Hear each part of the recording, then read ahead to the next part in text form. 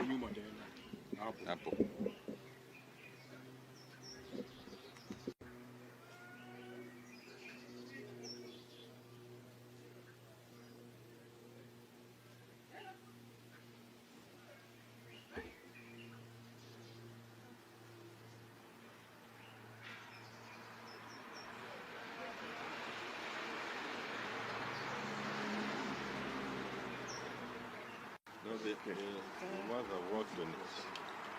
Kama hii ndio wanaona ikiona vizuri ni sawa.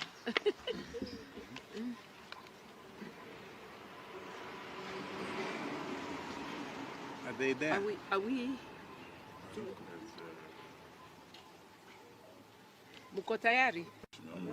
As always, the ability to convert places not known. It's very phenomenal. Look at this. I don't know. We'll discuss. You make them all of a sudden a very unique place. Yeah. It is.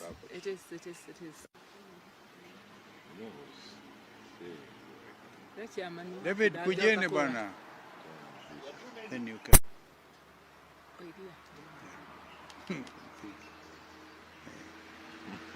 When it is now so many things I will do.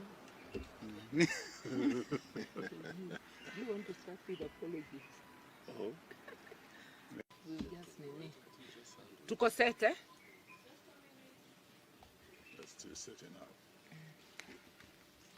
Oh. You come. Secular critical state. No. Let's. Yes. Yeah. Yeah. It looks nice. Yeah. So are we ready now? We begin by thanking you for we have something to say to you. Before it is said by my brother, Honorable Kalonzo Musyoka, we have two colleagues who would have wanted to be with us, but were away on other duties. One of them is Honorable Gideon Moi. The other one is, so they are with us in spirit. They're not here, but they share the sentiments we are about. So my brother, go ahead. This is for immediate release. Today, the 16th of February 2024, Azimio la Umoja One Kenya Coalition Party endorses Right Honorable Raila Amolo Odinga EGH for chairperson of the African Union AU Commission. Following yesterday's public announcement by our party leader, the Right Honorable Raila Amolo Odinga, that he will be seeking the support of the African continent in his desire to be the next chairperson of the African Union Commission, we would like to state as follows. Number one, as Azimio Coalition, we welcome and congratulate our party leader for the bold step of putting his name forward for consideration of this most important role to the African continent and its people. We fully support his decision and we shall back his candidature to our fullest capacity. Number two, from the onset, Mr. Odinga has played a crucial and selfless role in the democratization of our nation. His sacrifices towards achieving socio-economic development, inclusivity, and stability of our republic are well documented. He has always put Kenya first. These are qualities that we believe are needed for the next chairperson of the AU Commission. Number three, as you all know, Mr. Odinga has a long-standing history of commitment to Pan-Africanism.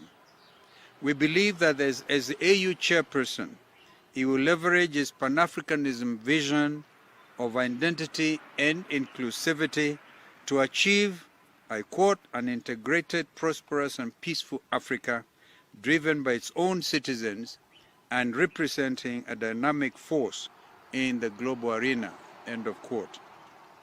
Number 4, Right Honorable Raila Amolo Odinga has an unparalleled track record of leadership in promoting democratic principles, human rights, and good governance. These qualities make him the most ideal candidate for the position of chairperson of the AU Commission. In addition, Mr. Odinga is a bridge builder with an uncanny ability to unify and foster collaboration among member states. Number 5, in addition, we believe that Mr. Odinga is eminently qualified for the job, having been the AU High Representative for Infrastructure Development. He has traversed the continent, interacted with our people, and understands their wants and their needs. Number 6, we are aware that this is East Africa's turn to head the AU Commission, and we do pray that the East African community, the EAC, will support this bid of one of their most illustrious sons.